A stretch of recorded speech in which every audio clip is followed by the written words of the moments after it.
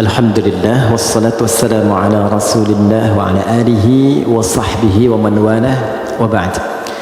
Teman-teman, tanpa kecuali yang pertama kita mengawali dengan bersyukur kepada Allah Subhanahu wa taala yang telah memilih kita untuk berada di tempat ini guna mempelajari sebagian dari tuntunan agama kita. Semoga keberadaan kita yang terpilih oleh Allah berada di sini di tengah kesibukan beraktivitas memberikan keberkahan lebih kepada kita semua dan mengantarkan kita pada kebahagiaan yang menyukseskan. Itulah kuncinya kenapa di setiap pembuka itu seringkali ada keluar kata Alhamdulillah. Jadi secara psikologi ketika diteliti, syukur itu lebih sering menghadirkan kebahagiaan. Nah, sekarang yang kurang dalam kehidupan itu seringkali adalah kebahagiaan. Dan kebahagiaan itu diingatkan oleh Allah itu 5 kali dalam sehari. Karena seringkali capaian-capaian, target-target kehidupan kita yang kita kejar itu mungkin bisa didapati, tapi boleh jadi dari setiap hal yang didapatkan belum tentu itu bisa melahirkan kebahagiaan untuk kita. Nah, kesuksesan yang melahirkan kebahagiaan itu disebut dengan falah namanya. Falah. Jadi ada falah, ada fauz, ada farah. Oke? Ini fauz nih turunannya ada faiz, fauzan, faizin. Itu artinya sukses. Ya. Bekerja sukses misalnya, ya, belajar sukses, berkarir sukses, itu disebut dengan faz, orangnya faiz, fauzan, faizin, pemiliknya. Jadi kalau ada yang namanya fauzan, faizin, faiz, faizah, itu artinya orang yang diharapkan sukses dalam aktivitasnya. Tapi kesuksesan itu belum tentu melahirkan ketenangan, kebahagiaan, tenang, bahagia. Jika ada orang yang dia merasakan ketenangan, kebahagiaan, walaupun mungkin tidak sukses mencapai apa yang ia tempuh dalam karirnya, dia punya bisnis, dia nggak sukses, tapi perasaan bahagia aja, tenang aja gitu, ya. Dia belajar IPK pengen 4, jatuhnya 3,2 misalnya, nggak nyampe, tapi tenang aja. Ya, sukses yang belum tentu didapatkan dari kebahagiaan, farah namanya. Sifatnya Farhan, Farah Queen, dengan Muhammad Farhan gitu. Ya, orang yang diharapkan bahagia dalam hidupnya walaupun belum tentu sukses. Oke, pilih mana? Kaya tapi gelisah atau miskin tapi tenang? Kaya tapi nah, oke. Oh ya, ya, yang malu-malu jawab pengen sebetulnya kan. Oke, nah Allah tuh maha tahu, jadi nggak harus ditanya, Allah tuh maha tahu. Sebelum dijawab sudah diharapan, sebelum mimpi sudah dibangunkan. Makanya Allah bangunkan kita dari mimpi, naikkan harapan jadi kenyataan. Diingatkanlah 5 kali dalam sehari, ya kan? Padahal mandi aja 2 kali kan, makan 3 kali. Tapi untuk sukses dan bahagia 5 kali diingetin. Gabungan 2 ini disebut falah namanya. Dan ini pengingat ini 5 kali ini tidak pernah berhenti dalam 24 jam. Diperdengarkan di telinga kita. Telinga bahasa Arabnya itu udhun. Jamaknya karena banyak yang punya telinga dijamakkan adzan. Adzan. Kenapa adzan disebut adzan? Karena inilah satu-satunya panggilan di muka bumi yang didengar oleh orang yang masih punya telinga dan pendengaran. Itulah rahasianya kenapa waktu adzan itu ada perbedaan di setiap tempat. Coba kita sekarang di Tanah Kusir misalnya kan, geser dikit Tanah Abang, beda kan waktunya kan. Terus Tanah Abang yang di Jakarta dengan Tanah Abang yang di Palembang beda waktu kan. Palembang ada Tanah Abang juga kan, ada beda. Terus kalau kita riset itu semua tempat di bumi waktunya memiliki waktu khusus untuk adzan. Setiap tempat berbeda karena Allah mengizinkan lafaz adzan terdengar selama 24 jam di semua tempat. Dan cuma ini, di mana ada agama yang punya panggilan kesuksesan kebahagiaan, panggilan ritual, intelektual, fisikal sekaligus, diingatkan 24 jam dalam sehari. Dan ini pasti bukan buatan manusia, karena nggak ada satupun manusia membuat sebuah panggilan seperti ini, mustahil. Nah, ini menunjukkan satu-satunya kebenaran risalah Islam. Tapi poinnya adalah substansinya bukan karena azannya. Allahu Akbar, salatnya. Ya. Poinnya bukan itunya, salat itu wasilahnya. Dari kata silah, terkoneksi dengan kuat yang tak terpisahkan. Kita kumpul sekarang, sifatnya disebut silah. Substansinya rahmat, kasih sayang, berbagi, ya. Digabungkan silah dengan rahmat jadi silaturahim. Silah itu artinya hubungan pertemuan yang menghubungkan sifat kasih yang dalam, sehingga ketika berpisah itu masih ingat, bukan saat kumpul. Ya, Mas Dude ketemu Mas Baim sekarang, nyapa, senyum, wajar, orangnya ada. Itu belum silaturahim. Nanti ketika terpisah masih ingat tuh, masih mengingatkan, masih WA, masih doain, ya, masih punya harapan yang bagus, gitu kan? Nah, itu namanya silaturahim.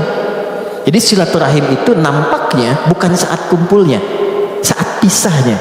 Nah, pertemuan ini melatih kita mengeluarkan aura-aura kebaikan yang terbawa saat kita berpisah. Itu poinnya. Ibadah yang melatih kita terkoneksi dengan Tuhan, dengan Allah, yang ketika kita selesai ibadah itu masih terhubung dan ingat dengan semua petunjuknya, itu disebut sholat namanya, dari kata silah. Di sholat itu adalah wasilah untuk mengoneksikan kita dengan Allah yang punya segalanya, yang punya akses Allah, yang punya rezeki Allah, yang punya kelapangan Allah, yang punya solusi Allah. Itulah yang menjadikan fitrah kita menyebut namanya saat punya kesulitan, kan? Oke, saya sulit, saya telepon si fulan, saya miss call si fulan, nggak terangkat, walaupun saya sering telepon dia, WA dia, bikin status tentang dia. Ketika punya kesulitan dia nggak jawab. Yang terakhir harapannya siapa? Ya, miss call saya terhadap Allah. Khairan yarah, may ya'mal mithqala dzarratin khairan yarah. Maka diberikan, ya Allah, gimana cara saya terkoneksi dengan Engkau? Allah ajarkan lewat sholat. Nah, sholat itu hakikatnya adalah wasilah yang mengantarkan kita pada pemberian Allah. Pemberian itu 5 nanti, makanya sholatnya kenapa 5 waktu, karena 5 ini yang kita butuhkan dalam kehidupan. Dan puncak yang 5 ini adalah falah. Ketenangan kita butuhkan. Makanya di rumah tangga kan yang pertama tenang dulu, sakinah. Mawadah itu nyusul setelah sakinah. Mawadah itu kan harta yang berlimpah yang membuat kita nyaman beraktivitas, ya kan? Mau jalan ada kendaraan, di rumah mau ke toilet nyaman, mau sholat enak, mau tidur enak, itu mawaddah namanya. Tapi mawaddah tanpa sakinah hampa. Dan sholat faidah pertamanya adalah melahirkan ketenangan. Makanya orang itu kalau sholat yang didapatkan pertama itu bukan jawaban doa, tapi tenang. Saya ulang ya, orang kalau sholat kan doa kan, dalam ruku doa, dalam sujud doa, berdiri dia berdoa. Tapi yang Allah berikan pertama kali bukan jawaban doanya. Yang Allah berikan pertama kali adalah ketenangan yang dihunjamkan pada jiwanya. Makanya baru wudhu aja aura kita sudah berbeda. Nanti baru berdiri ke tempat sholat saja rasa sudah lain. Begitu mulai bertakbir, ketenangan hadir. Walaupun kadarnya beda-beda, tapi kita tidak bisa tolak bahwa ada ketenangan berbeda yang kita rasakan gelombangnya saat sholat yang tidak dirasakan di tempat lain. Ya, makanya tempat sholatnya disebut musolla. Musolla itu tempat sholat, tapi nggak pakai h di ujungnya ya. Ya, musolla ini, musolla ini, ya, atau tulisnya musalla gini. Ya, kalau pakai h musallah begini, tempat orang disolatkan. Oh, oke. Anda bikin di sini musallah, tempat disolatkan. Ya. Oke, musalla tempat sujudnya, di situ kita sujud. Kalau diperluas namanya masjid. Masjid itu tempat sholat, intinya kan begitu kan? Coba masuk masjid dengan masuk rumah sendiri, masuk masjid dengan masuk ruangan kerja, lain nggak rasanya? Ada ketenangan tersendiri kan? Ya kan? Ada gelombang yang berbeda ya? Ya? Kenapa? Karena di dalamnya ada amalan pokok sholat. Tempatnya aja udah beda. Masuk tenang, sholat 2 rakaat, duduk, belum ngapa-ngapain. bisa ngantuk Pak saking tenangnya. Tidur aja kan? Oke, itulah ketenangan yang Allah berikan pertama kali. Ya, kenapa kita sholat? Karena Allah menginginkan kebahagiaan lekat dalam hidup kita. Baru setelahnya 4 yang lain. Ada jawaban dari doa. Kalau benar sholatnya karena kita terkoneksi dengan yang punya segalanya, yang mustahil pun menurut manusia, itu tidak ada batas menurut Allah. Ya, tidak ada batas menurut Allah. Banyak kisah viral dalam Al-Quran tentang permohonan yang dipanjatkan dalam sholat untuk mengabulkan persoalan-persoalan yang rumit menurut manusia. Contoh, Nabi Zakaria, pernah dengar ya? Baik ya? Nabi Zakaria, istrinya namanya Eliasobat. Dalam bahasa Latin disebut Elizabeth. Elizabeth itu nama genealogi ke atasnya Eliasobat, istrinya Nabi Zakaria. Adiknya dari Hannah. Hannah itu istrinya Imran. Imran dengan Hannah menikah, kemudian mengandung Hannah, Maryam. Dalam kandungan Imran meninggal. Nanti Hannah melahirkan Maryam, Maryam nanti Bunda Maria melahirkan Isa alaihissalam. Oke. Maryam punya tempat khusus untuk ibadah, diberi nama mihrab. Salatnya di situ. Salat di situ. Maka di dalam salat itu tempat menjadi berkah. Secara singkatnya Nabi Zakaria mencoba menunaikan salat di tempat itu. Dalam salatnya minta sama Allah, berdoa. Doanya apa?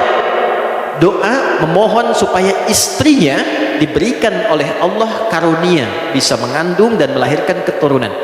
Maaf, vonisnya pada masa itu dipandang monofos dan mandul, tidak mungkin punya keturunan. Perhatikan, karena dalam sholat konektivitasnya pada Allah yang tidak punya batas dalam pemberian. Anda minta pada manusia punya keterbatasan. Maaf, pandangannya terbatas, semakin jauh tak terlihat. Pendengarannya terbatas, semakin frekuensinya tinggi atau paling rendah tidak terdengar. Akalnya pun terbatas. Maka jangan selalu semua hal harus rasional, karena sepanjang punya sifat kemanusiaan pasti terbatas. Kenapa pendengaran terbatas, pandangan terbatas, akalnya nggak mau terbatas? Itu yang salah. Oke, ketika semua terbatas, kita harus minta pada yang tidak punya batas. Tuhan, Allah. Makanya kalau mentok tuh pasti yang disebut Allah kan? Kalau mentok tuh pasti Allah. Kenapa? Karena kita sadar fitrah kita menuntun cuma ini yang tidak punya batas. Nah, Allah punya 90 sifat, 99 sifat pemberian. Allah punya 99 sifat pemberian, disebut dengan Asmaul Husna. Quran surah 17 di ayat 110. 99 ini adalah nama khusus sesuai dengan kebutuhan kita. Jadi nggak harus semua dibaca. Butuh rizki, sebut ya Allah ya Razzaq. Butuh ilmu, ya Allah ya Alim. Punya masalah, pengen solusi, ya Allah ya Al-Fattah. Pengen kesabaran ditambah, ya Allah ya Sabar. 99. Ulid Allah, sebut namaku kata Allah. Awid Ar-Rahman, kalau sedang dalam lukanya sebut ya Rahman yang maha lembut, yang maha kasih. Engkau yang memilih aku jadi hambamu, engkau yang mengasihiku, ya Allah dengan kelembutan dan kasihmu tuntaskan masalahku. Rahman. Ayyamma tad'u, tapi kalau engkau tahu, falahul asmaul husna, pilih nama sesuai kebutuhanmu. Maka Nabi Zakaria memilih satu nama Allah sesuai dengan sifat yang dibutuhkan. Wahhab, pemberi tanpa batas. Karena orang mengatakan ada batasan, maka dipilih nama ini tanpa batas. Kalau meminta dengan nama, sebut ujungnya hab. Makanya sering kita minta Rabbana hab lana min azwajina. Karena beliau khusus minta ya untuk dirinya, untuk istrinya, maka beliau katakan Rabbi habli. Kan? Hunalika da'a Zakaria rabbah qala Rabbi habli min ladunka dzurriyyatan thayyibah innaka sami'ud du'a. Itu ada di Ali Imran di ayat yang ke-38. Ya Allah, mereka mengatakan dan memvonis aku dan istriku tak mungkin punya keturunan. Maka dalam sholatku ini aku terkoneksi denganmu, aku minta padamu yang tidak punya batas dalam pemberian. Ini apa yang terjadi? Innaka sami'ud du'a. Ya Allah, engkau pasti dengar doaku. Perhatikan kalimatnya, dalam sekali. Nanti kalau berdoa, sisipkan rasa ini. Jadi Allah tuh sangat cepat menjawab pada doa-doa yang disifati dengan rasa yang dalam. Ya Allah, engkau pasti mendengar doaku. Kalau pada yang maha mendengar tidak terkabulkan juga, kepada siapa lagi aku mesti memohon? Gitu ya? Oke? Ya Allah, engkau yang titipkan dia kepadaku. Engkau yang jadikan dia sebagai anakku. Engkau yang jadikan dia sebagai pasanganku. Engkau yang titipkan dia bukan kepada yang lain. Ya Allah, Engkau yang menciptakannya, Engkau yang mengarahkannya. Maka mohon dengan segala keagungan-Mu ya Allah, jadikan kami orang-orang yang Engkau ridhai. Rubah kami menjadi lebih baik, lebih lembut, lebih damai, lebih tenang. Kalau dengan permohonan dan air mata aku tumpahkan belum juga terkabul, maka tunjukkan kepadaku saat ini dengan cara apa lagi bisa aku memohon padamu. Itu. Saya sering mengambil rasa itu dalam diri itu. Dan itu cepat, kadang-kadang belum minta sudah diberikan. Ya, dan di Quran banyak apa yang terjadi. Fanadatul malaikah, kalau doanya benar turun malaikat langsung menyampaikan. Wa huwa qa'imu yusalli fil mihrab, sedangkan beliau masih terkoneksi dalam salatnya. Jadi salat selain memberikan ketenangan, itu juga mempercepat terkabulnya doa. Doa yang bagaimana yang cepat dikabulkan? Yang didahului dengan ketenangan. Tenang dalam salat disebut tumakninah. Makanya salatnya jangan seperti dikejar proyek. Karena proyek sholat itu proyek akhirat, bukan dunia. Ketika teman-teman membawa sifat akhirat ke dunia, maka merendahkan akhirat dengan dunia. Itu poinnya, itu yang menjadikan doa sulit dijawab. Bawa ke urusan akhirat, tepikan dunia. Itulah di awal jumpa kita katakan kenapa tangannya diangkat ke belakang begini, buang urusan dunia ke belakang. Karena yang kita kerjakan sekarang urusan akhirat. Itu hikmahnya, buang urusan dunia ke belakang. Problemnya ketika takbir dunia masih di bawah. Allahu Akbar. Duh, konten belum jadi nih. Sepatu ketinggalan nih, kan? Aduh, di mana tadi nyimpen kendaraan, kan? Masuk. Padahal kata Nabi sederhana, buang urusan dunia ke belakang. Ya, angkat tangannya, buang urusan dunia ke belakang, pasrahkan kepada Allah. Lipat tangan begini, ya kan? Kan sudah kita belajar ini ya. Yang baru bergabung teman-teman, izin tidak bermaksud untuk mengajari, mengingatkan lihat tayangan sebelumnya. Kenapa kiri didahulukan daripada kanan? Sudah kita bahas. Kiri gambaran hal yang kadang-kadang divisualisasikan atau digambarkan hal yang kurang baik. Aliran kiri, tangan kiri, pekerjaan kiri kadang kurang bagus kan ya gambarannya. Maka kanan gambaran yang baik. Asal sholat itu asalnya begini. Tidak bersedekap. Terjadilah satu peristiwa, seseorang pernah berbuat salah, kesalahannya fatal. Lalu ia datang mengadu pada Nabi untuk konsultasi. Ya Nabi, hukum saya sekarang daripada saya malu dihukum Allah di akhirat. Sahabat itu dulu begitu. Saya pengen selesai di dunia, nggak mau dibuka di akhirat. Karena kalau di dunia ditutup, viral di akhirat itu lebih banyak. Semua dibuka kan? Semua. Sekarang mau ditutup bagaimana? Yang tahu mungkin kita pribadi, teman dekat. Tapi di akhirat semua tahu. Oh gitu Adi Hidayat. Kelihatannya baik. Tapi dibuka satu-satu. Diperlihatkan. Ya, yang baik, yang buruk dibuka. Makanya visi sahabat, saya tidak mau di akhirat dibuka karena viralnya makin luas, pengen diselesaikan di dunia. Jadi ketika Nabi akan sholat, datanglah orang sahabat ini, tidak disebutkan namanya. Kalau tidak disebutkan, perhatikan rumusnya ya, di tafsir Quran dan hadis, kalau ada kejadian tidak disebutkan siapa orangnya, kapan kejadiannya, tapi viral perbuatannya, ini ingin menunjukkan kesan bahwa perbuatan itu akan berpotensi lagi terjadi di masa depan dengan sosok yang berbeda, tapi dengan substansi yang serupa. Dia berbuat salah, kita pernah salah nggak? Pernah. Ya? Ada orang dulu gibah, pernah gibah nggak orang sekarang? Bahasa sekarangnya gosip, kan? Oke. Mencela dulu ada, sekarang ada nggak yang mencela? Ada, tapi kan nggak disebutkan siapa dulu yang pernah mencela. Artinya celaan itu akan terjadi lagi di masa depan. Ya, masalah dengan kawan, masalah dengan tetangga, masalah suami istri, masalah dengan anak, masalah dengan ibu mertua. Nggak pernah disebutkan siapa tokohnya, tapi suratnya ada, ayatnya ada. Untuk memberikan kesan kalau terjadi begini cara menyelesaikannya.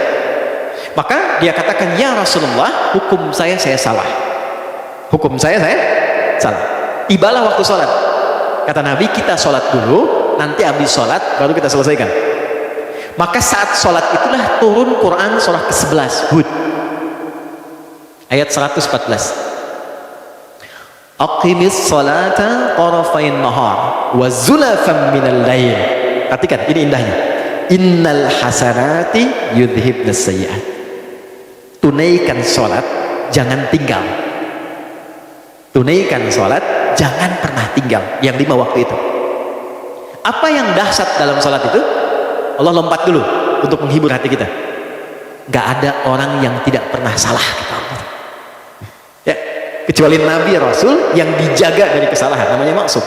Di sepanjang bukan Nabi, sepanjang bukan Rasul, pasti salah.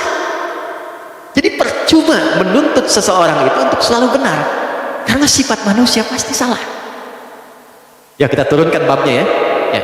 Sambil contoh, kami baru pulang dari Mekah, dari Madinah. Terus kita belajar tuh di pelataran Masjid Nabawi, Masjidil Haram. Saya tarik sedikit aja ya, tarik sedikit aja. Nabi itu mengajarkan fikih parenting dengan keluarganya itu begitu indah. Nggak ada ketegangan, nggak ada kegaduhan, dan rata-rata canda. Makanya saya ngobrol dengan beberapa teman, saya bilang, kenapa sekarang kalau orang belajar parenting serius banget? Bawaannya tegang melulu gitu. Ini kewajiban suami, ini kewajiban istri, ini neraka, ini surga. Padahal yang ditampilkan oleh Nabi, kebanyakan 85%-nya itu canda semua. Karena memang kehidupan rumah tangga itu kehidupan bercanda. Laibun walahun, canda. Saya teman-teman, kalau di rumah, itu seriusnya sama istri dan anak cuma dalam 3 hal. Sholat, Quran, kedua jangan maksiat. Jangan bohong, 1. Tuh. Yang lainnya turunan-turunannya, lebihnya canda. Anda boleh tanya sama istri saya, kalau beliau tanya, istri saya tanya, pasti saya plesetin canda semua. Canda semua. Anak-anak canda semua. Semua canda. Kenapa? Karena kehidupan rumah tangga itu nggak serius-serius amat. Karena si amat pun tidak serius. Bayangin canda. Contoh gini, istri Nabi ada berapa? 9. Ada yang lain? Jangan khawatir ya, saya nggak bahas bab poligami ya, tenang aja. Oke ya, istri Nabi 9 yang berkehidupan, 11 dengan beliau, 1 yang milkul yamin ya. Pembahasan detailnya nanti. Singkatnya begini, dari sekian itu kenapa Nabi diizinkan menikah lebih daripada 4 istri? Kenapa diizinkan? Saya sering sampaikan, maaf ini rahasianya teman-teman, karena seluruh istri Nabi itu mewakili semua karakter perempuan di muka bumi. Itu rahasianya. Jadi nanti ada yang suka mengajar, suka belajar dan mengajar, ikuti Sayyidah Aisyah. Ada yang suka fashion, ada perempuan suka fashion ada. Nanti modelnya Sayyidah Zainab. Ada yang suka bikin kue, itu Sayyidah Saudah binti Zam'ah. Yang bikin kue ini usianya udah 70 tahun ke atas, sepuh. Tapi nggak pernah Nabi masuk ke rumah beliau, ke kamar Sayyidah Saudah itu di samping Sayyidah Aisyah. Jadi kalau ini yang kubah hijau itu di atas ya, kubah hijau ke bawah kan ada kamar ya. Ini kamar Sayyidah Aisyah, ini kamar Saudah binti Zam'ah, Sayyidah Saudah binti Zam'ah. Ini sudah sepuh, hobinya bikin makanan. Nabi pulang sedang bikin adonan tepung. Itu tepung adonannya dicolek oleh Nabi, kemudian dicolekkan di kedingnya dan ketawa bersama. Kalau bahasa kita tuh panggil sayang apa kabar? Jadi masih ketawa. Ya, kapan kakek nenek kita tuh panggil sayang pada pasangannya tuh? Anda bisa kebayang nggak? Jadi semua masuk ke rumah itu semua hiburan. Ada istri Nabi yang senang curhat, ada. Kalau ke rumah tuh cerita, lihat. Ada hadis di Al-Bukhari panjang banget. Panjangnya itu cuma satu intinya. Suami mendengar curhat istri. Dan nggak pernah dipotong, dengar aja. Karena tahu 8 jam ditinggal, 12 jam ditinggal itu pasti ada sesuatu yang dipendam. Jadi Nabi selesaikan dengan mendengar aja, nggak pernah dipotong, dengerin ya terus. Ya, istri kan prinsipnya cuma satu, ya. Gak pernah menginginkan suami merasa benar, gak pernah berharap begitu, cuman tolong pahami, merasa bersalahlah sekali gitu ya. Ini gak apa-apa, dengerin, itu ada hadis di Al-Bukhari panjang, dengarkan. Jadi ternyata begitu keluar cerita itulah sakinah, tenang gitu. Nah itu fikih sederhana, dan dalam dengar itu canda, kadang dialog, kadang canda. Makanya kehidupannya itu yang harmoni yang kita dapatkan, gak terlalu serius. Nah itu yang saya maksudkan, hal-hal yang kita bisa tampilkan dalam Al-Quran, dan kuncinya di mana? Sholat. Makanya semua kisah viral dari istri Nabi itu selalu menyoroti sholatnya Nabi. Itu poinnya. Di sholat tuh bikin tenang, sholat bikin bahagia, sholat bikin terkabulnya doa, gitu. Bukan cuma es krim. Ustaz punya hadiah nanti. Boleh? Gini Ustaz nih hadiah. Oh, nih. Bulan nanti sama matahari sekalian. Ya. Ganti ya. Iya. Nanti sama tante bulan bilang sama om matahari sekalian. Gimana? Alhamdulillah. Ya, alhamdulillah anak gak jauh dari bapaknya.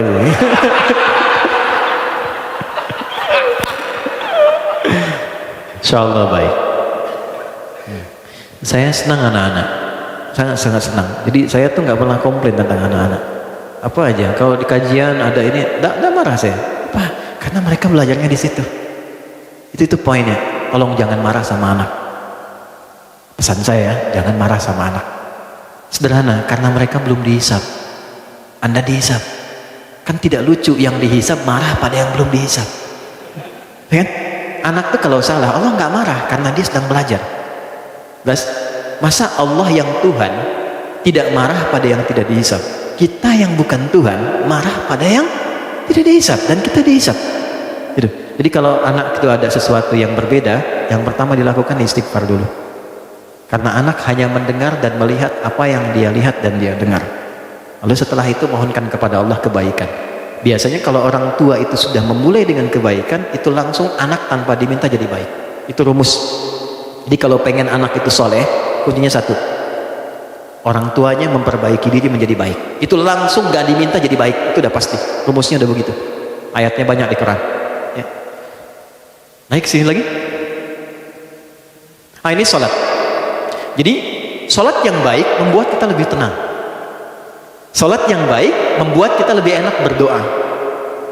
Sholat yang baik membuat kita, ini yang terakhir, lebih dekat pada kesuksesan dan kebahagiaan. Nanti dua lagi kita simpan jauh-jauh karena topik kita bukan di situ saat ini. Kumpulan dari semua itu akumulasinya disebut dengan falah. Ini yang diperdengarkan 5 kali dalam sehari. Jadi ketika muadzin memperdengarkan hayya 'alas shalah, hayya 'alas shalah, Anda tanya kenapa sih mesti salat? Itu sebelum bertanya Allah langsung jawab lewat suara muadzin itu.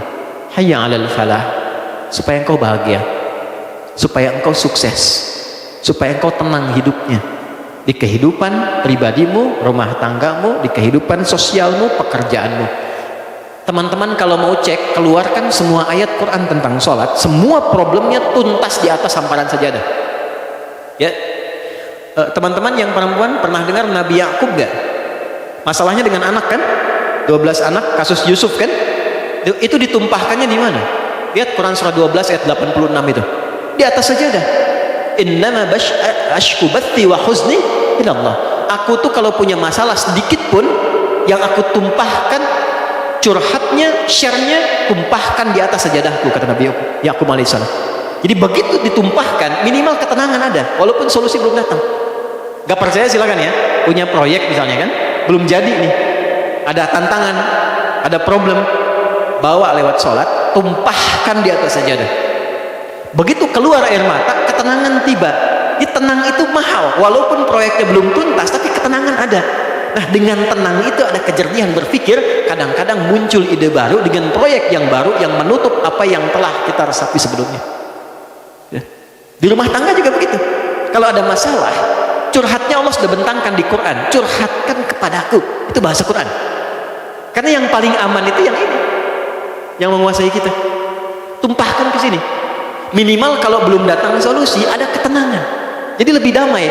Nanti kalau sudah damai, ditutup masalahnya dengan kita, walaupun belum selesai dengan orang lain. Tapi kita sudah tenang. Jadi kalau muncul masalah baru, sudah ada perisaian, sudah tenang, sudah enak, sudah damai. Nanti solusi pelan-pelan akan dituntun. Jelas? Halo, kenapa sedih begini? Hah? Naik ya? Nah, ini poinnya. Nah, pertanyaannya adalah, apakah semua orang yang sholat sudah mendapatkan poin ini? Dulu orang sholat dengan gerakan yang sama, bacaan yang sama, nabi yang sama, bacaan-bacaan ayat dan surat yang sama, mereka meraih apa yang dijanjikan oleh Allah dari semua manfaat sholat. Kita punya gerakan yang serupa, bacaan yang sama, Qurannya sama, nabinya sama, hadisnya sama. Kenapa? Standar yang telah Allah tetapkan dalam Quran belum maksimal kita raih. Cuma dua jawabannya seperti yang pernah kita ulas. Satu, ini bahasa Quran. Kebanyakan orang yang sholat, satu, ini bahasa Quran, boleh jadi belum khusyuk dalam sholatnya. Kedua, boleh jadi sebagian dari orang yang sholat itu, ini poinnya, tidak paham, tidak mengerti apa yang dibaca dan dilakukan dalam sholatnya. Jadi hanya formalitas secara fikih saja. Fikih itu gini, fikih itu menggugurkan kewajiban. Jadi tidak ada tuntutan mesti paham dalam sholat. Kalau kita bacakan benar secara rukun, benar kemudian secara panduan awal sampai akhir, keguguran dari kewajiban selesai. Artinya kewajiban selesai ditunaikan, nggak ada dosa. Tapi kalau kita paham kenapa mesti takbir, kenapa kakinya begini, kenapa tangannya begini, kenapa doanya ini, nanti dapat tambahan keberkahan namanya hikmah. Hikmah dari sholat itulah yang menuntun kita mendapatkan poin-poin tadi.